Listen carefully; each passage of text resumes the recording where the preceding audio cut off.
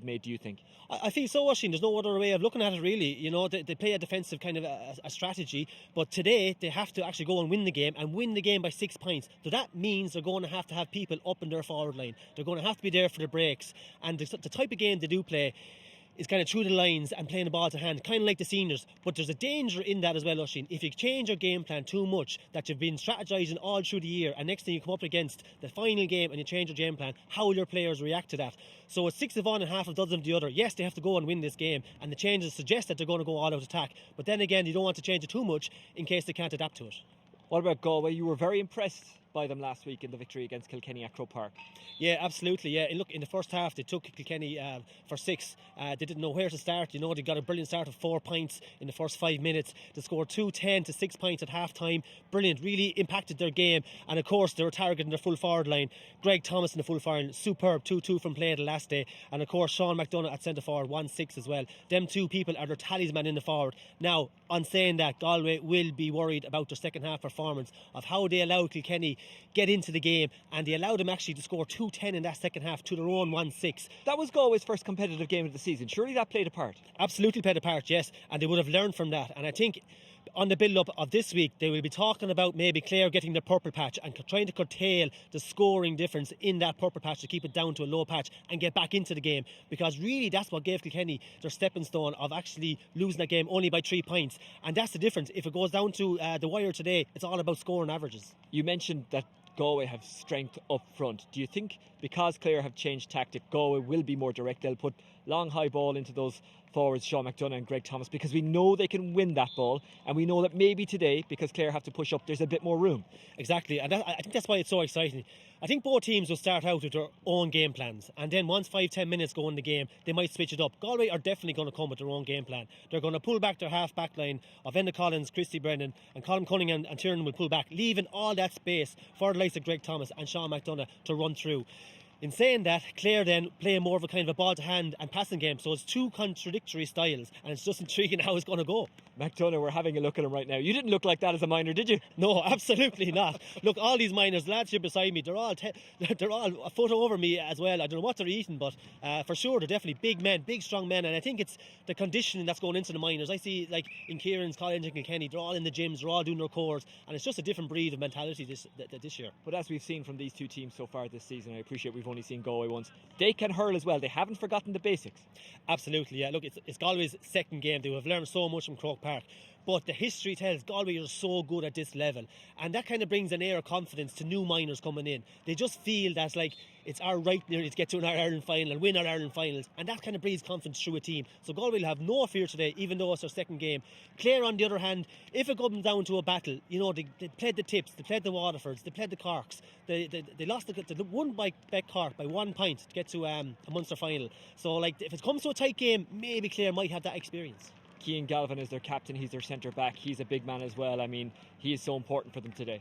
So important, he's their free taker as well, he's their captain, he's been super all through the year, and intriguingly enough, it's going to be battles of all battles. He's going to be marking Sean McDonough, who is the big player for Galway as well. So it's intriguing to know whether Galvin will go with McDonough or will they play their own games, and two of them have such an impact today. It'll be interesting to see which one comes out on top. If you were to call it? If I was to call it, I'd probably call Galway, just from what I was seeing last weekend, and plus their aerial power. It's so powerful, and their forwards are very, very good, and they just know how to win. And right on cue, the sun is coming out in Portlaoise. It's very warm and there's a bit of a breeze blowing down towards the Abbey Leaks end. This should be a real belter. It's Galway against Clare in the Electric Ireland All-Ireland Minor Hurling Quarter-Final 3. Remember, Clare have to win by 6 to get through. For Galway, a win or a draw will do, or even a loss by less than 6. To talk you through it, here's Marcus O'Buacla.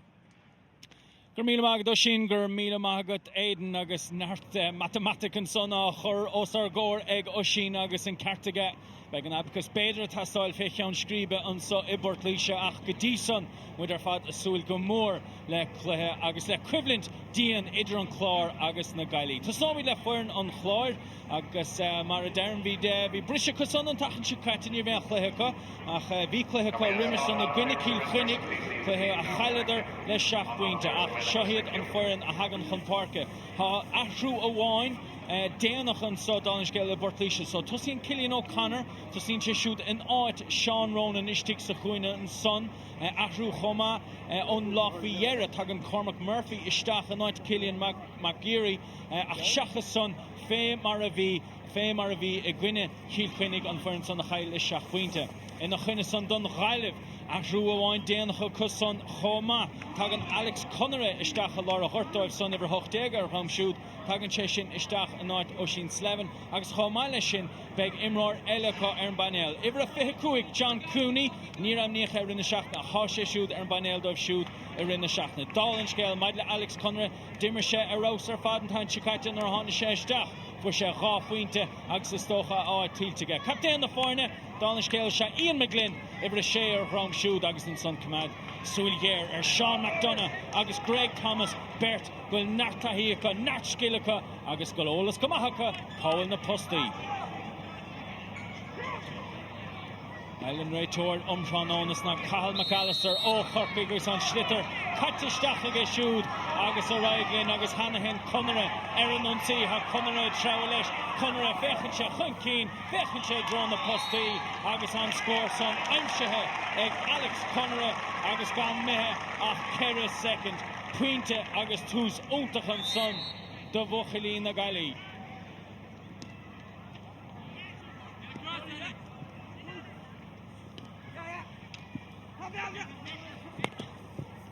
Tapig Dáin Scéal Garan Shanahan sa bhaide don Clár. Fáiln son Beidir Diarmid Cahalach a Raigle sin immert. Clibbert beagán so híos fuin. Agus Dere dinta go maithan son ag Cillian O'Connor ar fé cara ar home shoot. Irene leis an ceansan na chortha neisteach an ceansan. Mé slé is fóríd ó Oisín O'Donnellach. Bhí deis maithan son a cut. Fragra Hodge Crean Deerach an score son score Lua Rohin sa chwe and son Liam Lean Bader a Raigle sin immert Kinte foul and so Rianum an táiste Diarmid Cahill agus fé Yera an adóg séite ige Cathal McAllister agus ag deisir score and so Kinte ige Shane Meehan a fuair 3 fuinte an láfiar a Gwynne Chielchuinnig tá cheann ó Huchan a Sire mar sha an chéad iirecht uig siúd Meehan on club the banner agus builte ige Meehan agus builte go Crean ige Meehan agus fragra mar sha Aaron Tucson on Gaillimh Puinte Arain Rish mar bhí Oisín rá chéanamh há Gae an sohagan na Portlaoise an Gae son na Gwynne na Gaillimh sa chéad lá Captain na fórne dinta go maithe siúd agus an son the Deering an council na chuisteach sa spása Gartha maithe Collins, Jarlath Collins isteach sa chuine, Cabin sé sin isteach a lád Meehan a Meehan na trabha leis a lálas a Deering stopach leis Meehan bósamach leis an hábáil ar even sa báide agus Dere ag an council amach a gáil 65 a Harís Nuckamar an son cé cho contúrthach is a féad leis Shane Meehan a bheith agus fé Yera son Tridim leis Dinmh seach ar bhaide Michael Egan, Mike Egan sa bhaide ó ceapacha tagail hín sé go maith is deisianis ag an Clár dulchan cín is tuc séir bheith an Dáin Scéal ní 65 mar se crumma tá Meehan gáardach a bula tá Meehan agus an tan na scór mar se aimse an Clár aimse ag Meehan agus fragrama ó bhuachilí an Clár ar an Tucson on Gaillimh. Sean Nord a brise I dro Shane Morgan na Gaillimh. Morgan a castle fechan chun cín roinn spáisne sé go Cilleen. Drú maithe tachtar siúd agus dinta go húntach ar fád ag Conor Hegarty. Agus fé Yera an adóg séite go McAllister an Raytor. Agus Bdáin ticht an son idir bhuachilí an Chlár agus na Gaillimh ach fé Yera an adóg séite ríist agus is cinnte gur pucamach a bheith ann agus an foul son ar Adam Hogan. It's in Garamach go Brennan to an passing the draw McDonough via Rosa Faden there shot Shakata Dunflower Gunnicky Quinnick agus well na bheá nechar lei sin ó Oisin O'Donnell cinnte Páirc i gáinín scríte ó Seán McDonagh dosach báire i nadóg séte bhí an puc séir buite ag buchilí an Clár agus ní bhean gá nechar Oisin O'Donnell tachtasteach san agus is táim go bheith sin an tachtacht an san ónréiteoir Callum McAllister an amachchas ó sin ní léon gá agat fear an sothríiste droch Páirc an son ó McDonagh agus an son le tachtasteach an son bhí Oisin O'Donnell agus well fiúhain imróí aon Colmá mar an son tuairtamachta agus rá leis treba leis agus bhar son Howláin the gaffer in the road so stach and shit so stach agus court the brunta choma Seán McDonagh the Warren fouls in the spar agus gaffer stach and schlitter fe mar vi sa ra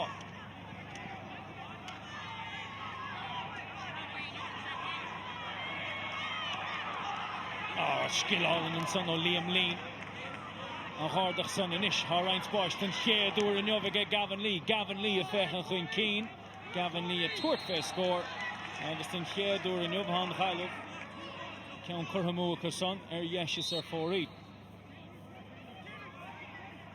an Shanahan sa bháide mar se don Clár fechan sér yeis fechan sér chlé a chuir deire machadró lán na Páirc a héinse with Cilín and Council agus fechan sé chun Keane agus anna Chiblinton son here's fúin Greg Thomas gone out to be chóhúntacht an Gaillimh an tan Chicate foul and son cholam ó mara agus leanótaí a maithríiste an réiteoir sa stóla an Orson go le Greg Thomas a bheith sé caint to be eile bruntan son an tarna ceann brunta imróí na Gailí ceann Seán McDonagh ceann Greg Thomas agus fear ríist McDonagh bheith cuairma chomá tháinig Seán McDonagh trasna cholam ó mara is sé gáardach an slitter tá Cian Galvin captain na fórna a hamáin son go fada na méle bhaide a chuir chlé is fórí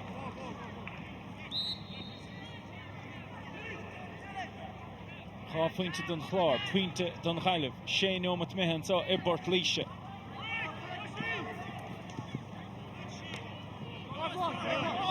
Shane don Clár, Cluiche Clugget, Shane Morgan. Tony Butler a hogig in Counsa. Ishmael the Ocean Raw Shane, Cahig and Clár and Cluiche so Bochent. Níl fiú cho siimplí leis sin caitheadh siad an cluiche ó bhuachant leis sé faointe nó breis. Tim Rieder son cúpla seachtain á hin. Agus Guinea fiúil chuinnig chailid ar 2-4 go gine 9-3.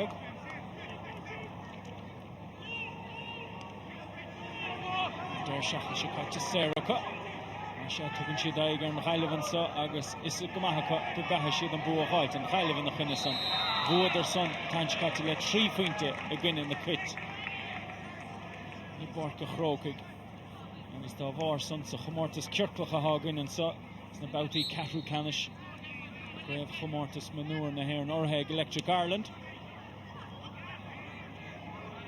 is mar son na há sa tábla beag a há cíl chuinnig a bhór an tábla son is mid a fechaidir sin agus sin scór an í ha an go sé go raibh scór an son ach mithir yeis ar fóríl is dóilm gur bé Seán McDonagh a scaoil leis an iirecht son Shanahan a ríist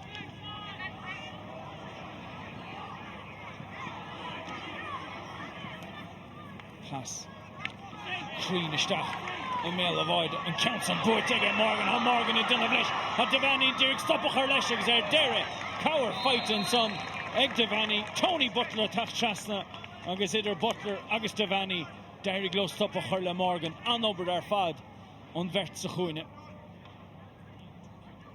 ar seo an a ruair fad ó Morgan agus an son Tony Butler tacht a gawer Storm Devaney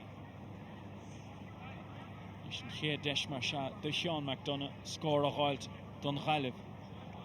Their score Trish Kerr second. And then it's fight to go in.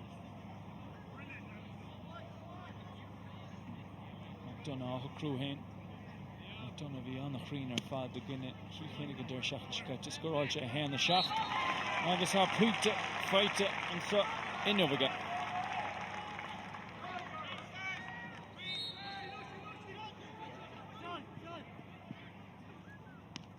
Alan scale gan in score on Immert. Fighte Egan Clár. Foul and some Bader and McDonough, Haraiglin, Patrick Shoe, the draw Cunningham, it did Maclesh real avantage Harnashlin, Agus Beg Deshella are scoring so, oh fuck sir, Agus is fair to be sure alta, go by Sean McDonough Hogan count so Homa. Pass the draw Cunningham a trow Lesh, Agus, and the storm go real avantage Gimmerton some Peshkilla, Marsha Harnashlin. Rish mar Lewis O'Shane Sean McDonough if you ho crean ho contourach don Gaillimh an tach chicate or she 3 heen on fucking a sere hen a car on Immert Mhórdha vola and this infection dental reach take farman belly my lock untach o Sean McDonough.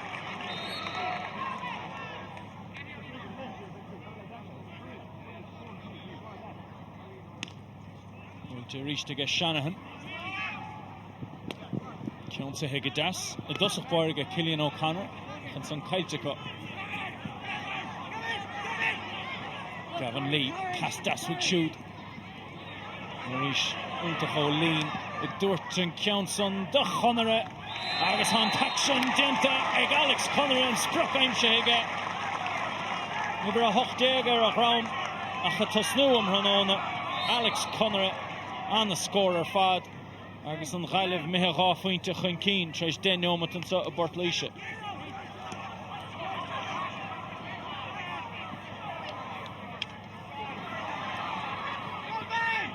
Rúmán son hosathe na Gaillimh.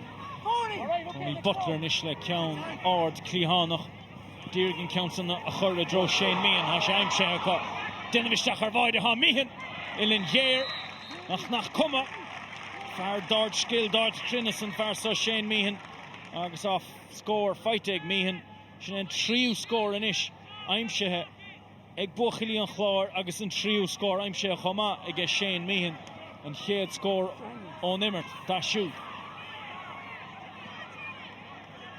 Golden fighting son ag Cillian nach Irene leis counts in Ceannais se draw Liam Lean and sé rochtan counts in the Churisteach a draw Thomas ach Garhamach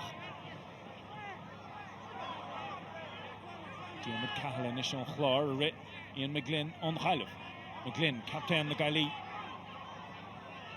Took him again counts on the Churdraw Adam Nolan the Gimrian, Darlin Scale, the club, the Gunte Lietzerman, killing the Diema. And so Don Gaillimh Ranon, counts the Higadas, Ega Morgan a Fechachin Keen. Count Chaston the Park, draw Cunningham, counts Higadas to get Cunningham, Ryan Sposh, to get Cunningham, on number for Sposh, Ega Cunningham, on Mhórdha, on Hev na Gaillimh, Shin score, even ar fad, on Cunningham, Agus a reached, on a fast ar fad, Cunningham, Nat Sposh, to get a false, the air intaction, the end of, Agus intaction, Denta Gadas ar fad, Ega Cullum Cunningham.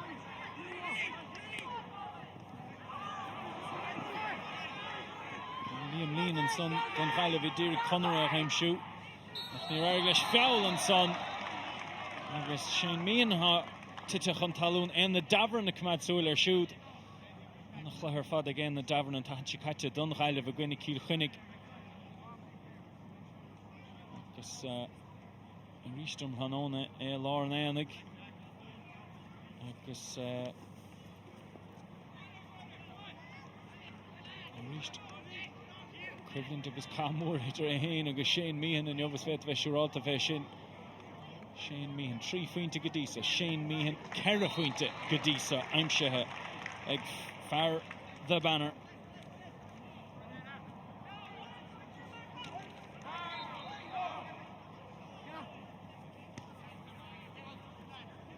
on Gaillimh pointe Chinkeen Aaron Clár Cluiche Ceathrú Canis na Hairn. Iirecht, Úntach, even Crean and son. Oh, Gavin Lee. Oh, sin scored in Chéad Scott. Oh, Gavin Lee. Agus a ríist. Go hex an Cluiche. Sin sé fúnta is aimsithe. Ag buachalí na Gaillimh. Agus Kerry Keane agus an takeán immert. Agus iad a take go beagání níos foriste ná mar a há de lads an Clár. Iirecht an son ó Dylan Downs. Ceann Mór. Ganna bheith Crean agus sin Kerry Keane in isir fórí de bhuachalí an Clár. Mike Egan. So chúl den Gaillimh an a hábháil uig siúd níos tuisce agus Shane Meehan a duine bhisteach ar bhaide. Tense fada, tense yes. Agus I roig lo an son. Puck Schlassa bheith ann. Gavin Lee a tháinig amach an son. Tony Butler tach trasner. Tá go maithe Butler. Ach Shelve bheith ann fóst an Gaillimh. Liam Lean dinta go das again counts an churdra into Collins spás again into Collins out of boy and a derna cholacha score Drar fad aimsithe into Collins agus Maraduras Rory na Gaillimh a ghailte vadro irish na score na son a aimsú cahatú an sé doing to a dive gandout an spás a chahu agus a bheith cho Crean le sin lad na óga gandout fé 7 milliún ag díis ach fós caithig imróí an chóir a bheith níos congrí ná son dá chéile cór ceann eile curtha mú Cormac Murphy an Orson cúig cían inis curtha mú ag an Clár agus Farrisburg de srí faointe inis ag an Gaillimh áidin darúd deir seachtain sicáte ag gcuine cíl chuinnig dairí gló Farrisburg de buinte nach nóthú sa chéad le agus tachtaníir úntach ó chiil chuinnig ag tús an tanna le 2-4 a scóráldar sa chéad 8 neomad agus ceann aimsithe son ige Oisín O'Donnell bhí an scór son a tastáil chun stop a chur le rithim na Gaillimh agus an tac sin dinta ag Oisín O'Donnell stáil an scéal Oisín O'Donnell an chéad imróir ón Chlár seachas Shane Meehan chun scór a cháilt an sa omrhanóna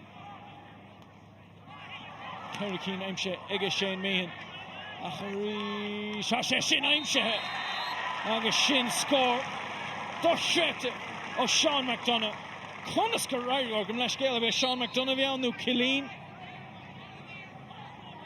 agus héanana dos a borgur McDonough bheann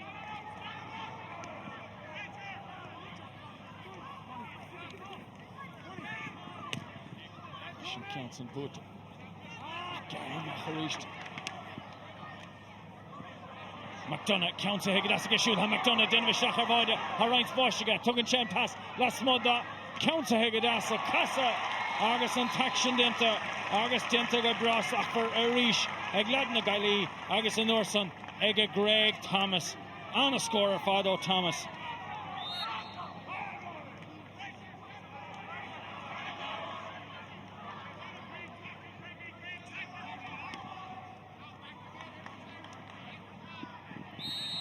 Garhamach an Orson, ach foul and son, Erson Ray Tour. No Chulí na Gaillimh own lawless, a tach Chaston son.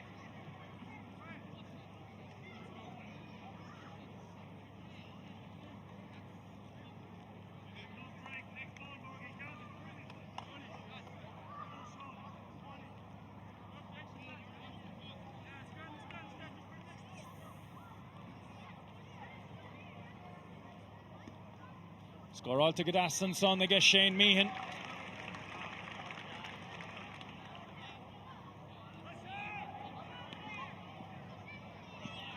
This Dolinske to Gadas against Cian Galvin.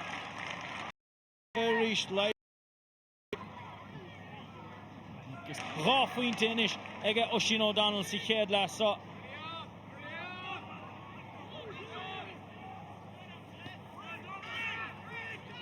Scorer fad Oisín O'Donnell. Ruin tear her neshkadi and Hoyle son of Cian Galvin on Buckamach o Aaron Shanahan. Spas and Echregavi Berton Galvik Matsul Erach. Chance Shen Schlitter so Chan Passon son I dro sin O'Donnell agus I bhí muíach a ggóhann tuairt fin na scór hain all in ar fad.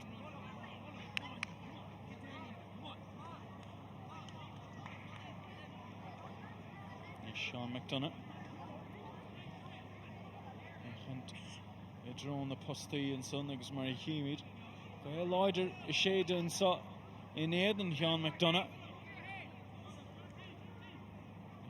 Crumma á gáardach agus á bhóla agus a ríist beidir go stíl be gáin eisteach ag McDonough lí go míon an slite son chócongrach dá bharicíní ach fós go mahanán an taction íanamh agus an taction céanna dinta ríist an Farspur méadthe go trí faointe ríist céim a ríist an son ó Tony Butler ach níd an chéadúir scaoileann an réiteoir leis Butler tuairt fé scór Butler a chur idir na postaí scór úntach ar fad ó Tony Butler fuair sé puinte mar sin ag gluthe canis na múna gine limnaí agus lecíonn Galvin ar fórí Nis puck séir bheith ann do Michael Egan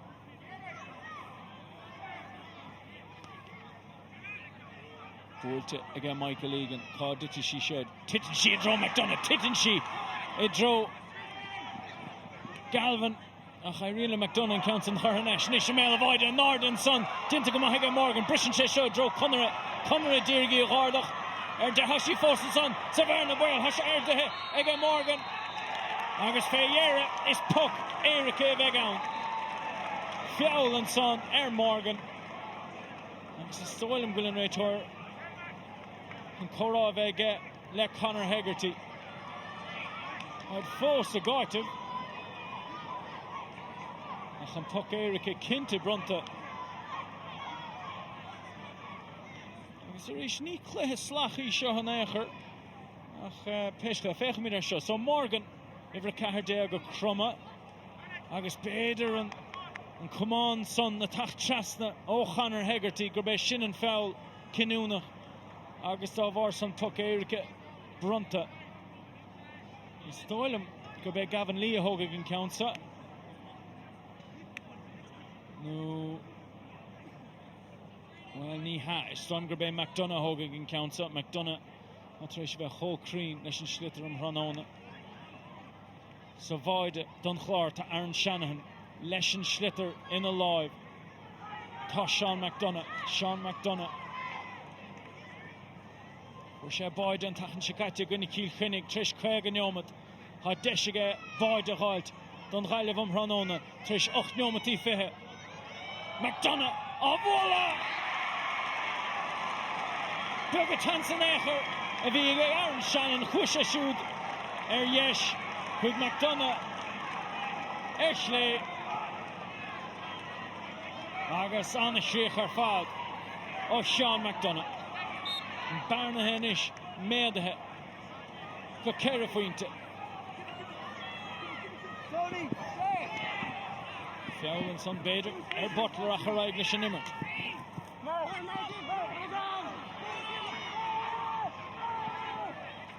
Colm O'Mara Colin sé countsa fighte ag Cilleen a chur san isteach ní léon chumán agus tínta go maithe son ag Butler a de cad a hála do chumánach na scéal ag Adam Hogan a de cad a hála do chumán Hogan ach ní raibh sé ag mar se bhí sé ríthachtaach go móch sé an Ross Cluiche son agus sin sé an taction an chulí an chlár Adam Hogan ó ficail Galvin, captain na fórna á bhóla son brise sé seo isteach sa chuaine brise sé dro Enda Collins a fuair puinte ó chéanamh O'Connor dírig stop a chur leis Cahala dírig stop a chur leis agus ar deire an taction dinta go amach go céimeann is stáilm fédhéire ó Enda Collins agus trochanómat immerhin sa inisise Portlaoise idir fós am ó an cuaite bhím ráfar ag deirinn chéad lesa ach an taction bra oscailte bra bríomhar lán de scill agus lena cheart a thuairt do imróirí an Clár Dinta go maithe go cumad leis an Gaillimh. Bhí neart sell ag an Gaillimh sa chéad leasa. Sheehan a bhuala son. Well, an Conson aimsithe a ríiste go Shane Sheehan. Beidir go bheith sin an pointas fearrúig siúd. Ilan fear géir ar fad an barna leidathe go trí pointe. Tá Oisín agus Aidan. Aggie forward, formerly of Kilkenny. What have you made of it so far? Yeah, it's been interesting. Oisín, Clare set up their stall with just two in the forward line, and they're just lining up in a straight line and they're making runs either side of the field and trying to work it out from defence. And look, it's working to an extent, but Galway got to grips to it just because of their work rate, because in the first 15 minutes Clare weren't winning the breaks, and if you're not winning the breaks you can't set up to your attack. Galway on the other hand, you know, are playing a little bit more direct, are getting some change from the full forward line, and obviously we've seen the goal come, and that's where it came from, a break in the full forward line. Well, you mentioned the goal there. Let's have a look at it. It came from a penalty. Yeah, absolutely. It was a bad swing by the Clare defender, and you know, Sean McDonough stuck a great penalty in my eyes. You know, put it to the ground, so hard to save, and that's the difference at half time. Look, 1-11 to 11. He's on 1-5 as well, Sean McDonough. He's having a stormer. Absolutely, yeah. And the last day against Kilkenny, he was excellent as well as centre forward. His movement, I think his play, he's bringing other forwards into the game, and his distribution of the ball is excellent. And obviously 1-1 from play as well. Super performance. And you know, he's really putting Keane under pressure there at centre back, and he's their talisman. He's their go-to man at centre back as well. And when their talisman isn't playing well, you know, it's hard for the whole team to get in behind. But they're only 3 down at the break, Clare, so they're still in this, very much so. Absolutely, yeah. Look, Galway for the first 15 minutes got to grips and were playing their own game plan.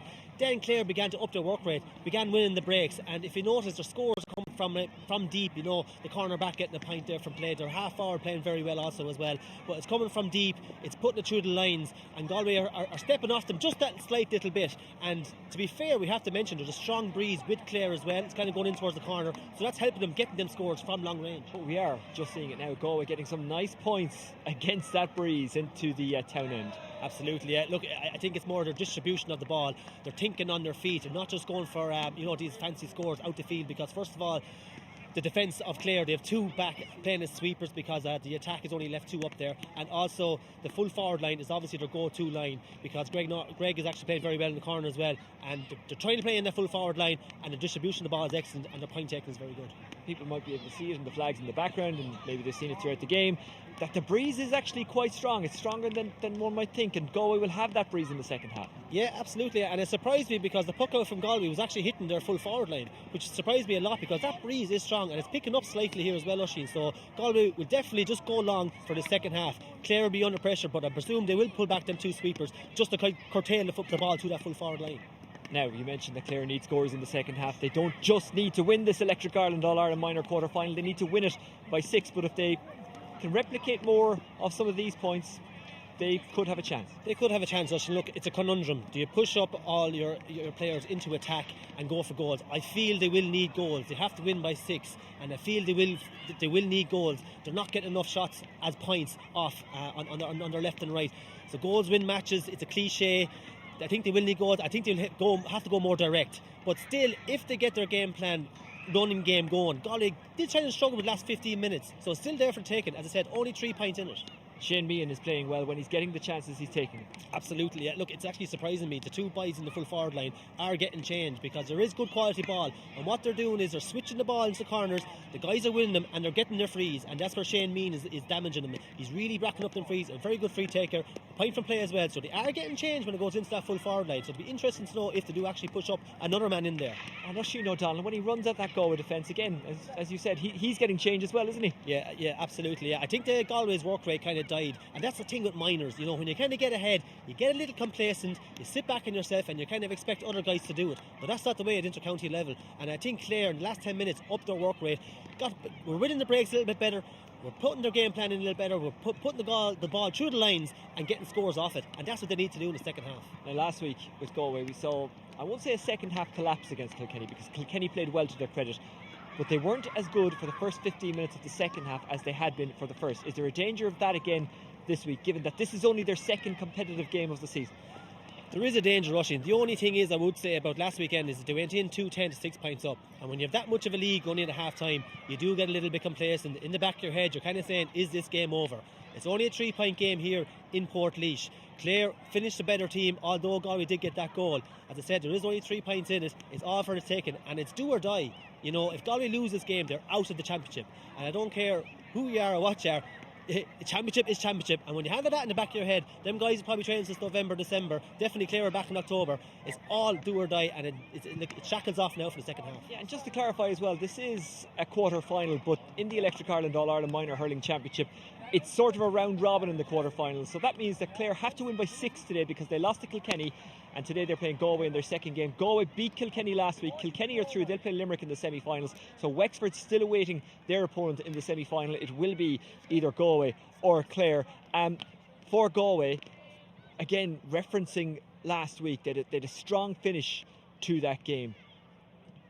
Will fatigue be a factor for them? Do you think that there could be an issue there, given again that it's only their second game and maybe they put so much into that game that I won't say their focus wasn't on this. They just put so much into that. It's hard to do 2 weeks in a row. It is, mentally it is, Oisín. I think as minors you do recover better, your body does recover quicker after games and not as big as hits, but I think mentally, and for sure when you're going to Croke Park, there's definitely something else in it as well. It does drain you that slightly a little bit. They were playing Kilkenny, a top team, you know, Kilkenny and Galway through the years produced great games, so they weren't sure of winning that game at all. So perhaps it could be a bit of a mental fatigue in the second half, but I still feel, look, recovery wise, I think minors, they love playing. They play every third game, third day if they could. Wasn't that great when you could do that? It was brilliant. Look, I took 3 weeks for recovery now for me, I'm afraid, but as a minor you go out and play the next day if you could. I played a junior match a couple of weeks ago. I should be right in about a month. Let's talk about Clare. As you mentioned before, they just need to come out with the shackles off them in the second half, don't they? They just need to have a go. Absolutely, I think so, and I think the crowd want that as well. You know, there was a stage there in the first half where Clare just kind of went for it, you know, and I think that's what's going to have to happen. They're playing nearly too structured for me. You know, their puck outs are very structured. They have a game plan. The goalie puts up the ball, up the hurl, and the forwards make a breakout. I think just go for it, and it's easy to say that, especially when they've been training to a regime of if they go away from it, you know, will they struggle? But I think if they have to win by 6 points, they're going to have to shove up the field. I think they're going to have to put long balls in towards the square, because Clare, just looking at them warming up before the game, they're big men, strong physical men, so I think they can match Galway. But I think balls to the square, get that break, because they're going to need goals, Oisín. Does the fact that Galway know they can lose and still go through play on their mind? Absolutely not, no. I think in their minds is that they have to win this game, because losing by a certain margin is a dangerous territory to be in. So they'll be in that dressing room, they'll be saying, foot to the floor now guys, push on for the second half. It's do or die. No matter, I wouldn't even mention losing. It's about winning this game for both teams. Galway have shooters. We've seen it in the first half. Conair put over a lovely score. Do they need to try and kind of get the ball into him in pockets of space and create those pockets, especially given that the breeze will be behind them in the second half? Yeah, well, I think their game plan all along the way was hitting that full forward line. You know, now they have a good spread of spores between all the Galway players, so that means that all teams, all the players are comfortable taking shots on. So I think out the field they'll be comfortable of putting it in towards the square, because they will have a sweeper system and they will have talked that about half time, but I still think they're confident enough to win that aerial battle in that full forward line. And you said in the first half the goal did come in from a break with the ball to the square, so Galway will know that. So knowing they're going to come up against maybe a deeper lying defence, do Clare go for more shots out the field in the second half, or do they try and work it inside? It's a hard one to know, isn't it? If you're Fergal Lynch in that dressing room at half time, you know, it's a tough decision he has to make. It's a tough decision, I think, to make, yeah. I think maybe for the first 10-15 minutes, go with their game plan, see how it's going. But I think, as I have a reference, not to be overstating myself, goals, Oisín. I think they need goals, and Clare are well capable of getting goals. And I said the full forward line is very, very dangerous. So I think curtail Galway, because the wind is with them now, so it's a different kind of a game. You know, they will have to work it through the lines. The puckouts won't be going as far, and obviously the shots to the forward won't be going as far as well. So I think it's 6 of one, half a dozen of the other. You know, I think 10 minutes in, go with their own game plan, but then after that, push up. Do you change it radically in the first 10 minutes, or do you wait and see? How do you do this as a manager? No, look, I have no experience as a manager, but if I was playing on the field, I'd be waiting and see. Look, it's kind of... Would you rather be told at half time, or would you rather be told, listen lads, in 10 minutes do this? What way does it work? I think they will have a game. I think they will be kind of said, look lads, if it comes down to the wire, we're going to push up. And I think players themselves will think on their feet. You know, smart hurlers think on their feet, and they realise that like 15, 20, 10 minutes to go, they're going to need something. And I think it's more so players together, as well as maybe the management telling them on the field, because it's on the field, it's happening right in front of you. You can't plan for these things, Oisín. They could come out and get 2 goals straight away here in the second half. We just don't know. So I think maybe 15 minutes in, players thinking on their feet, as well as maybe as management call to go for goals. Claire coming back out onto the park. We're about to be joined by Galway. How do you call the second half? Yeah, look, I think Galway have the wind. I think they have a better spread of scores with their players. I think they've a better aerial power, and I think maybe if Clare haven't got to that level point or maybe a point ahead, that they could panic. And when they panic, and when you're trying to get a goal, that's when you don't get a goal, Oisín. And I think Galway's game plan is that little bit more cuter, and they have the wind, so the full forward line will be getting more ball. And just on a general point, it has been another cracker in the Electric Ireland All-Ireland Minor Championship. It's provided us some real entertainment so far this season. Oh, absolutely. Like the minor setup is absolutely brilliant. Like with minors, they can turn up for you and not turn up for you some days. And every game is kind of different. Every team plays differently to other teams. And as I said, now today, the shackles are off. And when the shackles are off, as a minor, it's go for it. And there's no real pressure. Like as a minor, you don't think of the media, you don't think of different things going on behind the scenes. You just want to go out and hurl and prove for yourself and play for your county. And that's what these guys are here doing today. For these guys, this is major. Clare look very relaxed on the pitch as they wait for Galway, don't they? Yeah, they look very relaxed there, yeah, and that's been a Were minor. you ever this relaxed? I wasn't, absolutely not, no. Now, we lost our first round championship when I was a minor. We were branded the worst minor team in Kilkenny, so from my perspective, I didn't have a great minor career, Oisín. Yeah, but it didn't end too badly for most of you. Tommy Walsh, yourself, there was a few other stellar names on that team, so it's not all about, we do get wrapped up in that sometimes, but especially at minor, it's not all about winning. Absolutely not all about winning. Like my time as a minor, I didn't even expect to play minor for Kilkenny, but I knew the lads, I got to know them as well, and even guys that never played minor, like Derek Ling never played minor for Kilkenny. Martin Confer never played minor for Kilkenny. So it's not the be all end all. Yes, you can spot talent coming through, but really it's down the line. If they put their mind to it, they can go the extra step. Okay, well, I can hear the applause. I assume that means that Galway are coming out. They will in the next couple of minutes. So at half time, Clare trailing in this one by 3, 1-11 to 11 points. Clare have to win, and they have to win by 6 to get through to the Electric Ireland All-Ireland Minor semi-finals, where Wexford are waiting. Galway can lose by 5 or less, and they will still go through. How's it going to play out in the second half? Well, we'll find out in the company of Marcus O'Buachla.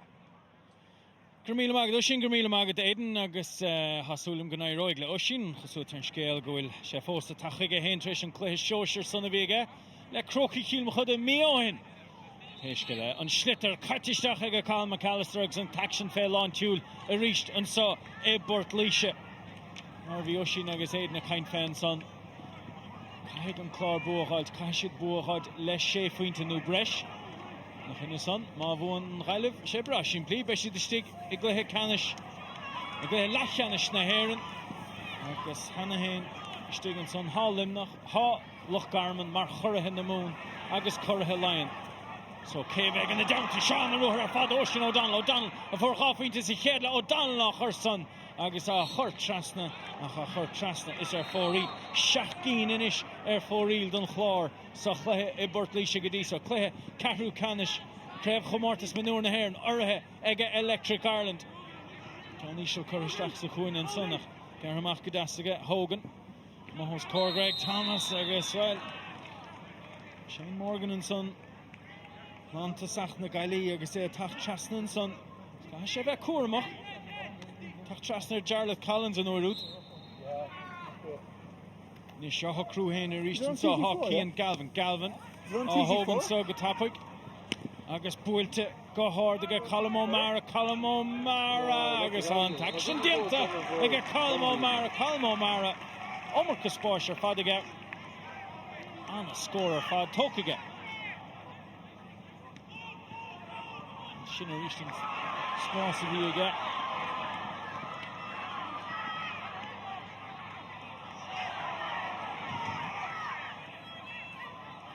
go maithe Urút Enda Collins agus féiera an rá bhí ag ach an slitar son nach lena dírig tíann Cilínach aim siú.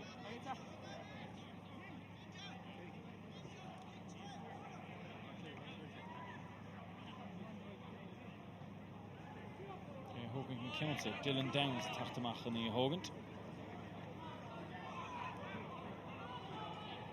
Downs mar shot a fechn fin key. Tá rá taifíoda ha Colm O'Mara séireach tútha Downs fé sin agus Derek Kamata Ishtag ag Ian McGlynn captain na Gaillimh denta go maithe ag Siochuin Lawlesson sin lá cholí tuc ag siú the draw Brennan Grant ag Brennan the draw Thomas Greg Thomas in order le siút Dírigan ceann san nach hardach an tarna iireach ní éiríonn leis Gavin Lee I dtíorga Mhórdha. Colm O'Mara a Ghordína. Planta ge siúdach beag dabar na mohan son. Oscór Meehan. Nua meg. Cadé mar Ross. Cadé mar Lewis O'Meehan. Ha sé búirte Meehan. Ha sé fósamach leis. Foul Shane Meehan. Aber úntach ar fadan son. Ó Shane Meehan. Seach buinte a fuair an farsa. Si chéad le. Chrácheán ó nimmert. Cúicín ó focan na sire. Ach, noch mar chuma. Éon o'r gymyn yn stitter na helvige. Fíor chantúrach. Crumma. Agus tín counta. A Hogant. A Ghordach. A Hogant. A scoráil. Och buinte Cadisa. Ó Chamán Shane Meehan. Barnas an leidethe go puinte a bháin. O sin Clun. Hasíisiil. Agus caiite go Galvin. Siachún McDonough ní churman versa. Mórán íireach Stré. Agus ní raibh an tarna tansa tá sáilwig.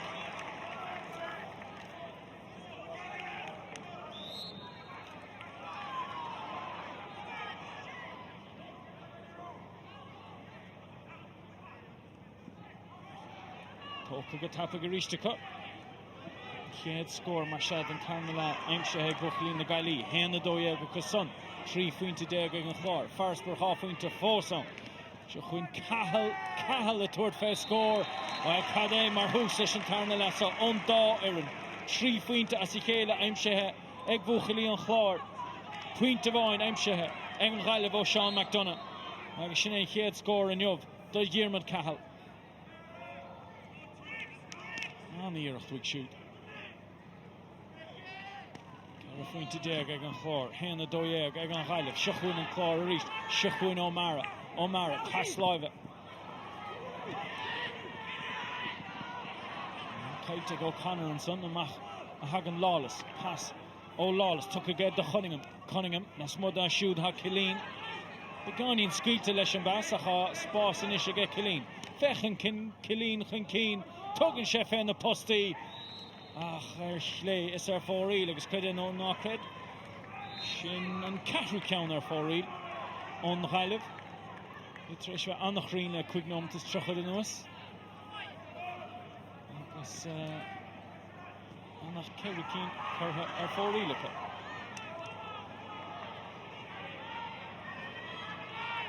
Count histigan son again Meehan a fechan cín agus an gúchéanna le Shane McDonough ón Gaillimh. Shane Meehan ha sé treis bheith úntach ar fad don Clár. Ó nimmert, ó puck na séir, ó puck na 65. Crinnes den chéad scot ag an bharóg ón banner. Scuilte leis an immertin so, Siachún Cilín a casa harneis, Cilín a tuairt fé scór. Cilín a bhóla son agus a bhóla idir na postaí. Agus treis an ceann a chéanamh a chur ar fóríl níor dhéon Cilín. Éon botún an éachar an son. Agus an scór son aimsige. Agus anna ragra an puinte son ó Meehan. An Shanahan mar se sováide don Clár. Hís fuin ha captain na fórna Galvin a chur son isteach sa spás.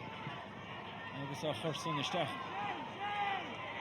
I dro Meehan a chasan a hitan a fós a rion leis an count an chur a dro O'Connor. Agus captain na Gaillimh Ian McGlynn a tacht trasna. Cillian O'Connor go hard. Agus ní le chéis ná beag deisian so do chéan Meehan. Agus rí féidir nach fuil sé sa léir siúd a sahaile fechna go héasa. Ach bhí trúrach mad súil Shane Meehan. Agus fós dairig lo fiocamach. Dal an scéal onadí takeisteach an son don Gaillimh en na davran hat treis an gortach ágant. Nach go cé hánig isteach is mu de fechan dinis Meehan. Agus an scór son aimsethe ige Shane Meehan. Iad chó scór ag tús an tarna lasa.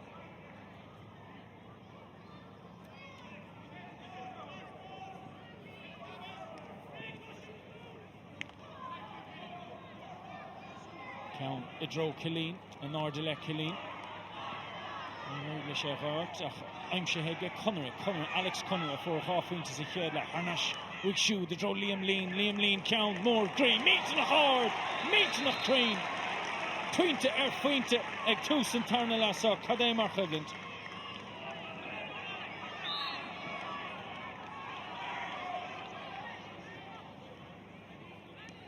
Shanahan, Tucker, good Garriga shoe the draw Devaney, Storm Devaney amach leis. Haslaiva, the draw O'Donnell, agus inis O'Donnell, a Hurston Istach, the draw Meehan, Yoshen Council, Ardha Gadasiga, Ilan Fear a reached. Oh, le hate Imroar, Shane Meehan. Gach score. Nís fearn an Ceannais. Either ho score reached, ag tús an tarna lasa. Seach pointe sa chéad le ó Meehan. Ceithre pointe sa tarna le. Éan pointe déag.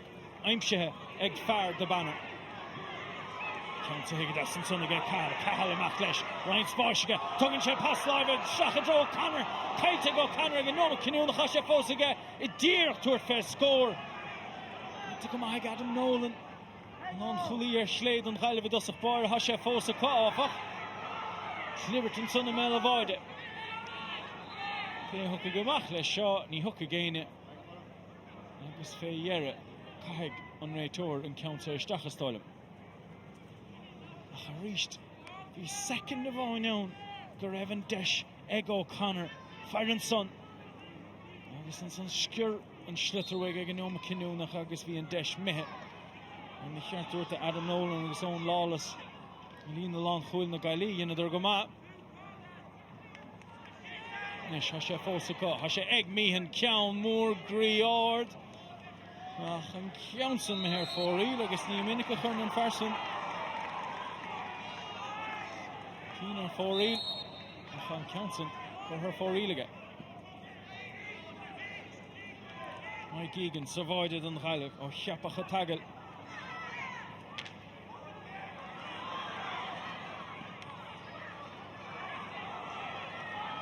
Shachwin and Clár reached. Shachwin Murphy Trevor Lesh Nolan a Dirk stop a Lesh Murphy Leshanira Cormac Murphy and yes it's our Fórí while Hamid their co score and so Portlaoise Trish Den Iomána to turn a lap Sunu will agus Suntsach Beder ha Negin Curha Fórí Egan Clár Nílach Kerricín Curha Fórí Egan Gaillimh Dálan Scale She Luke Prendergast a Hánig Isteach an Gaillimh in Night Éana Davern against Libra Fihador around shoot reached no bhí an co-score and so again Fechan Scribe siad an Gaillimh a vegestig a glethe Lachanish na Heron she down a down to na Crit down to Kilchinnig ag down to Lochgarman a down to Limnach Caig an Clár an Clethe so bhuachantach as Caig should have bhuachant leis sé faoin to New Bresh an firmle mathematica also go amach gan out an Clár Gaillimh agus Kilchinnig ag go Mortas Kirklach agus ganach Ráspás a glethe Lachanish na Heron fáil the vertan den trúr bhain son agus ag an buinte seo mar a derim co-score a hagan agus siad an Gaillimh agus Kilchinnig a thuaigh gáith aig Limnach agus Lochgarman a glethe Lachanish Trev Chomortas Mionúr na Heron orthaigh Electric Ireland and so ha Portlaoise Hamid in nómatí déag mehe sa tarna le iad ar co-score bhí Farsper Srí Fuinte ag an Gaillimh ag le hama anna hachtaníir ar fad ó bhuachalí an Clár mé a bhaide hen sí sin titan sí Seim séir as sige Cunningham tomáinte ge siúd ar chléis ar Fóríl an cúgiú ceann ar Fóríl don Gaillimh 8 nómatí déag fáca tóca go tappaige go Shanahan Pass Clíhánach I ddírig an Ceanson a chuir dró Meehan as aim sé heag Meehan Ryan Spáisiige rial an táistige chomá Meehan a trá leis a nadó séte agus beag deisinis ag Shane Meehan Buchilí an Clár a churchan cín cíimiid a rístin satha Meehan a trá leis rial an táistige ag an buinte sa agus anna dí a tachtasteach Cup in the day tacht staff and so. Storm Oisin O'Donnell fog in the Páirc. Dun Clár. So tacht staff na chud has Sean Ronan. Agus mu fechant inis. Mihan a crumma agus Mihan a bhóla son. Idir na postí. Agus mar a Darren. Han Clár Mihe chun cín.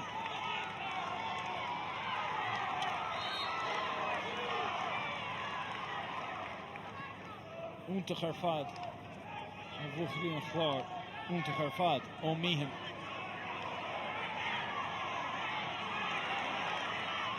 Connor fechan Sheachan King. Cata os a chor amach aige. Dyn Sheachan Kenson a chur John Morgan nach ní rair gleis. Is pas live amach an sa. Woodte.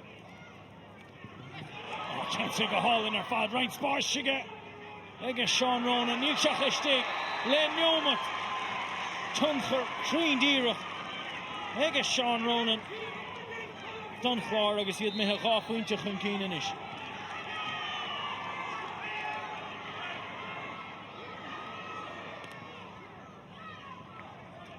And son they got Prendergast.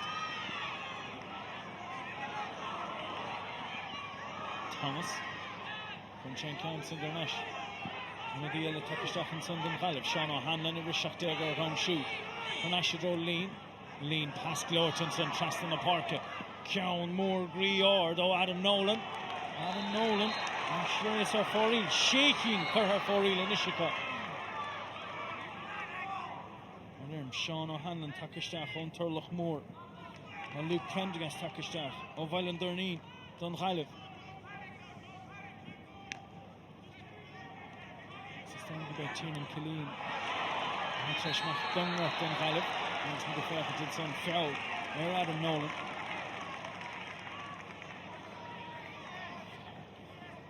Sure reached Nolan and Maho score Killian O'Connor. Idro O'Connor agus Oisin O'Donnell har neither chun talúna agus dá bhar son beg deisian so do Sean McDonough. McDonough hat treis bheith ciúint sa tarna lesa. Fós ha puinte aimse ga ón immert héana sé ar fad aimse ag Sean McDonough. Cans mar bheith ga leis an deista. McDonough á bhóla. McDonough a bhóla ar chlé is a Foreel. Tóca go tapig aige Shanahan. I dro a cheaptain, Cian Galvin inis. A chur go hí seo count ag a hall in ar fad. Seachwin Ronan, Sean Ronan le tarna iirecht ó Sean Ronan. An tarna score ó Sean Ronan. Ha ever a cuig deag ar a chromaga ach níor hosna se, nín teach istig le chá neomat an nuas is ha gá fuinte aimse aige.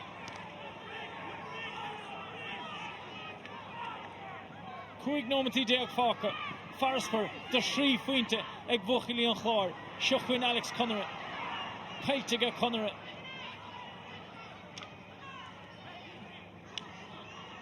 Cunningham, Garnash, Idro Brennan.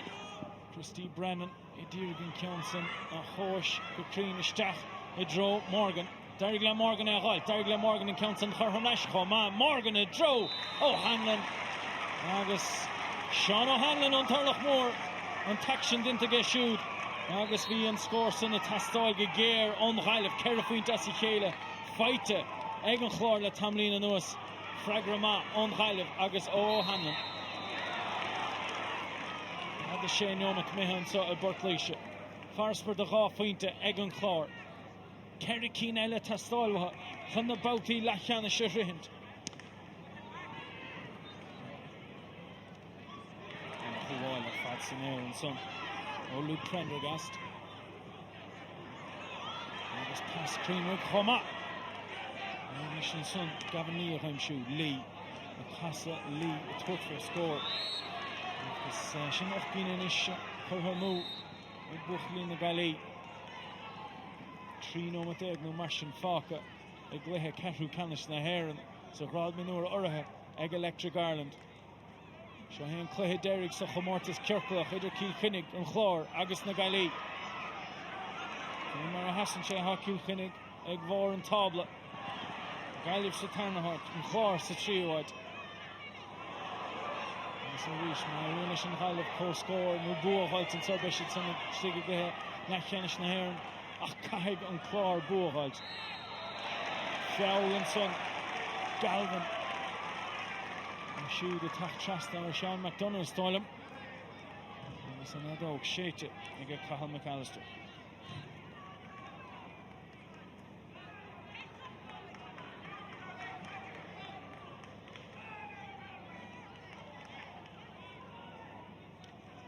Is cad mar chomórtas Kirklach há tréis a bheith againn le cúpla seachtain an nuas an nach chuiblann tar fad idir an Gaillimh is Cíl Chuinnig an tachan se caite agus an san an deir seachtain Rimerson idir an Clár agus Cíl Chuinnig an dát limnach a bhuaig ar an Chlár i gluthe Ceannais na Mún buailte ag McDonagh agus buailte go Crín ag McDonagh Aina sé déag inis ag an Gaillimh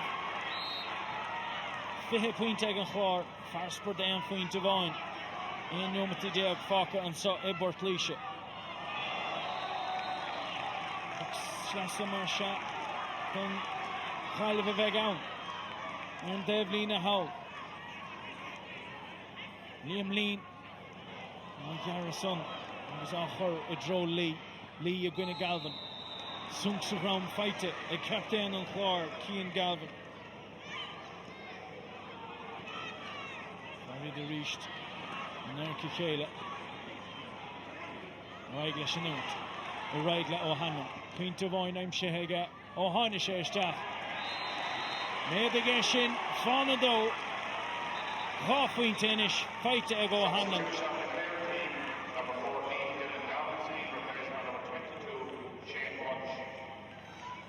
Has Shane Punch, tries Tachtistach, and so Dun Chlár, agus a fog in the park, a hard Dylan Downs. Shane Punch on Ruan. Shane Mehemachanson, the Joe Laura Hart. And it's Aaron Shanahan, Nish, Leshan Buckamach, Dun Chlár. Down more grief, Fire, County, agus Boytig, a Harlan Cunningham. A Hurson, the Stachs' boss, Oscar Morgan. Oscar Devani. Oh, Morgan, and Imshach avoided. Hashem didn't let the Chawalesh. Chef Olsenson, a real avantage to get.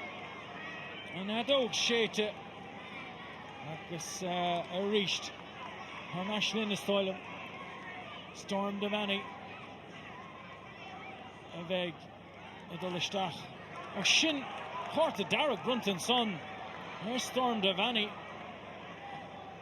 Agus I wish no me shinny can reach for a shot. Shane Morgan and Moho scored Devani.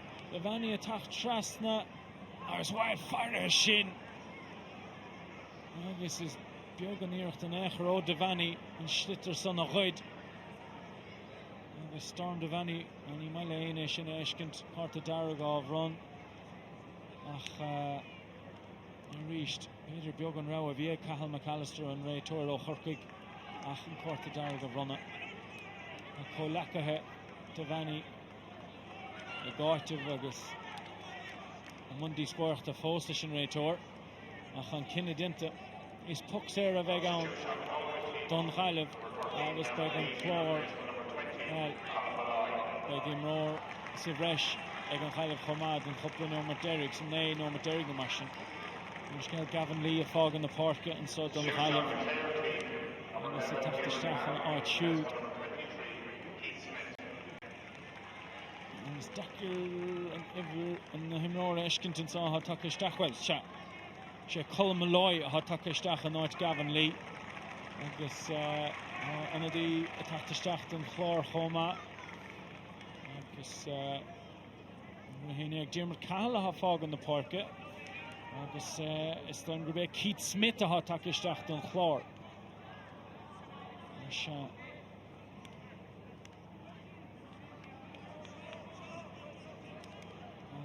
Mit Fosa Fehevan so Les Shane Morgan Portlaoise Fosa Churrer Shoot Trishan Willis on the foresha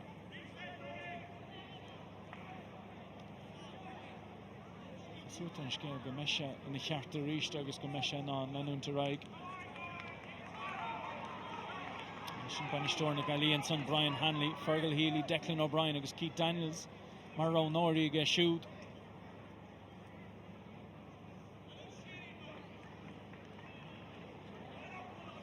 Ní dóilm gur gá dó a bheith nachrú dhéanamh.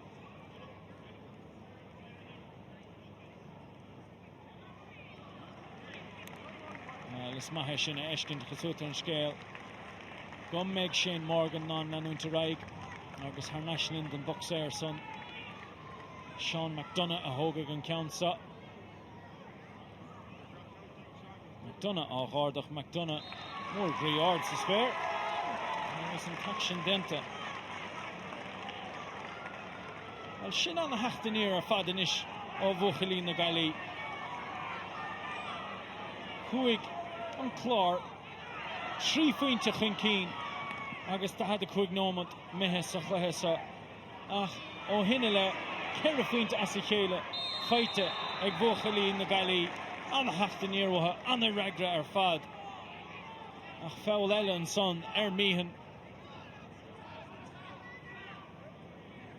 An son míhan a trabha leis Ian McGlynn na tach trasna ar siúd captain na Gaillimh.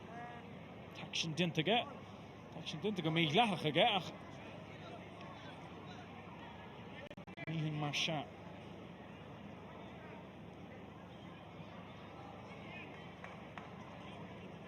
Cá faointe déag ar fad a haimse ag míhan sa chluiche sa.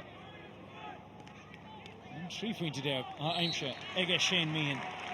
Tá siad ar chó scóir an sa I Portlaoise. Shane ómat nó mar sin fáca. Beg ám cuaite bhagain. Idir trí ómat, ceithre ómat go háir treis an gortús an na chorasta Shane Morgan.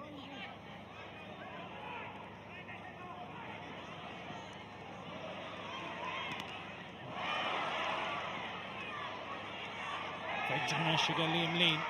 Liam Lean a dírig treo an eisiach stufa ag Conor Hegarty. Fós ann, fós ag an Clár, fós ag Sin O'Donnell. Passwig siúd. Ein spáisinis agus an scór. Feite ag Hegarty. Agus an Clár mithechan.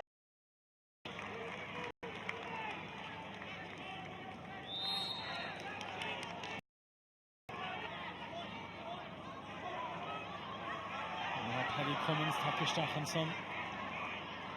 Don Gaillimh. Agus Cíhma is an tamlín ce hat treis an ghorta hágant ach cinnte ha Paddy Cummins a gortin sigúra takisteach don Gaillimh. Stoilm Donis go go Shane Morgan hat treis an ghorta hágant so trú sin I eiscin cúil an gortús an na Crasta. Johnson Garhamach agus Garhamach go deas ag Jarlath Collins. Agus an Johnson mithe ar fórí. An trainer Sean Ronan. An Clár Farrisburg de faointe a bhainicha ceithre ómat fáca chun cúig faointe eile a aimsiú a ríist caitheadh an Chlár an cluiche sa bhuachant leis 6 faointe nó breis. Irene lo sin íanamh beisiad istigh sna boutaí lechanis de chréibh chomórtas Mionúr na Hair an Orthaig Electric Ireland. Mar an Irene lo siad an Gaillimh a bheith ann le Cíl Chuinnig, le Limnach, le Loch Garman. Sna cluiche lechanis a gan caiiciise. Liam Lean, Passálan, Shraston, Rurton na dro, Alex Connery. Well, sin score últach ar fad ó Alex Connery. Iver a hochtéag ar a rámach gan dát hosna se omhranóna. Agus sin tríchin in isha scoráilta ag a Connery.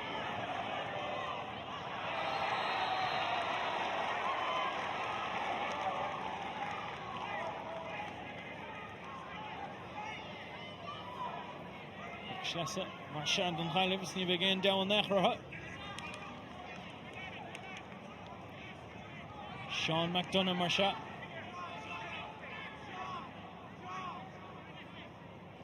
Ní down nachratha. It's going to have gomach.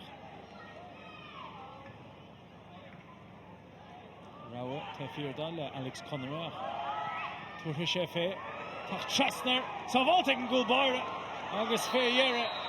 And I roig le Shanahan agus Tony Butler and drag le sin well Dinnig Anna Foxlassa ar fad bhí an dáin scéal ó McDonough Achasha took a wahaka. Greg Thomas, the third face score, and score Aimshehe, Ege Greg Thomas. Well, Asha Trishve began in Cuinum Ranona, Hinton in Trishve Hofekala Hesavi, and Tachan Shikata, a gwyn in the quit. Ach Fos, Nurbara, Nurvi Sparsiga, Gary Glesh, and Sprucker Heimshu. Hen Fehe, Anish, score out Egan Hilev, Ra Fuentes Fehe, score out Egan Clár, Forrestburg, the Fuente of Owen, Eg Fira near her. Puxer Ella Brunta, Aaron Hilev, and a Snero Hostel Necher. I took Colm O'Mara. It's called Colm O'Mara of Coormach and so. Slayer go Laursha, her Nash Leshen Ray Tor and son.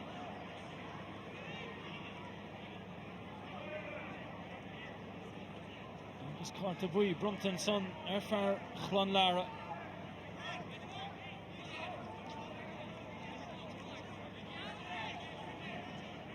Sean McDonough Marsha.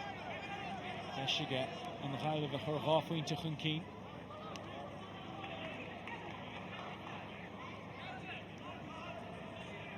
Teveen and son.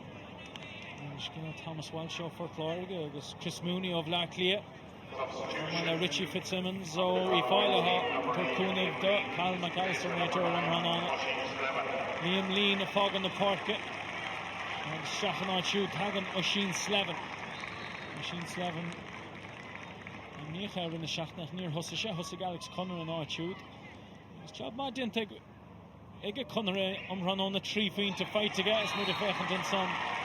Sean McDonough.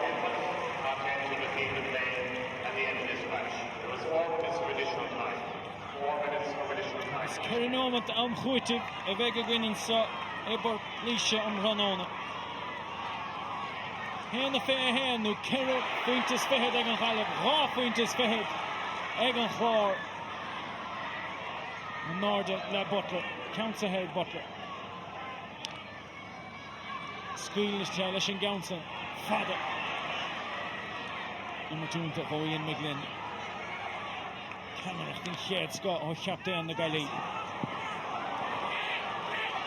Greg Thomas, pass, Rashtig Lashu, the draw Slevin. Pass live Ella, Reached, either Gimmert, Gahallen, Fad, Habuchalin the Gaillimh, and Trio Finte, the Sean O'Hanlon, O'Hanna Sheshtach, Mar on the day. Casper, the Shri Finte, after Reached.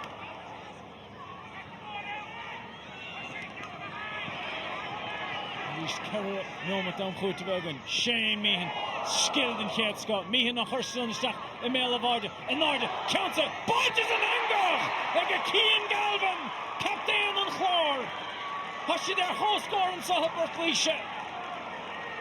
Cademar Fast and Son, O'Meehan, Chnuksha, Greg Galvin, Arimal the Carnoga, skill, then Shed Scott, Ian McGlynn, Mhórdha.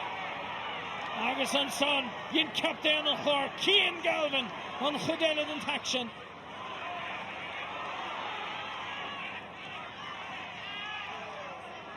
Na Forna saw Erho score. Sparson saw Agus and score son Aimshehe. Agus Dinta got Hall in her fight. Eg Sean O'Hanlon. Kerra Fuint inish Aimshehe eg Sean O'Hanlon O'Hanna Sheshtach.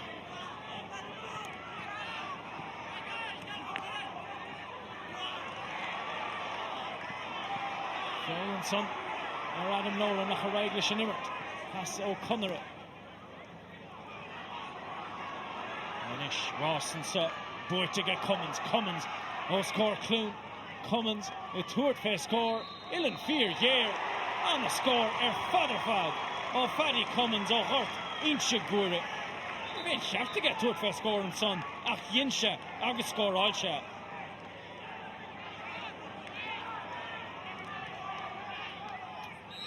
Go to Carras and so that Adam Nolan. Non Chuli Slade and Hilev a Reiglish and Immerterson Ray Tor. Go to live a Hawk Rasta. Machtoke against Shanahan. Machadro Laura Hurt. Comrish she shot. I'll brush she a draw McDonough. It squeal a fay. This is Cumalish and Council Meher for Ela. Tóga sé go tapaga. Shanahan amachchan so Joe Butler a fechan chun cí. Dúrgan ceann san a háis is an jab dintaga. Agus feileann son Cian Galvin. Christy Brennan a tháinig trasna ar siúd. Faointe sa reis.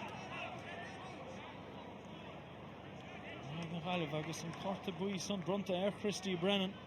Ar dreithid an chláirín.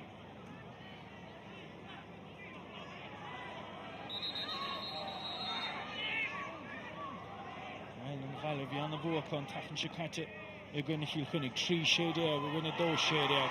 Chunas mar bheith go an hanána. Deis fósan sa do míhan. Has trasna an ghartúig siú. Nis scaoil tar leis an geansan ceann mór ó Donald. A sé fósan san na méle bhaide. Cá mrisi sí. Puck seas go cúig a bheith ann.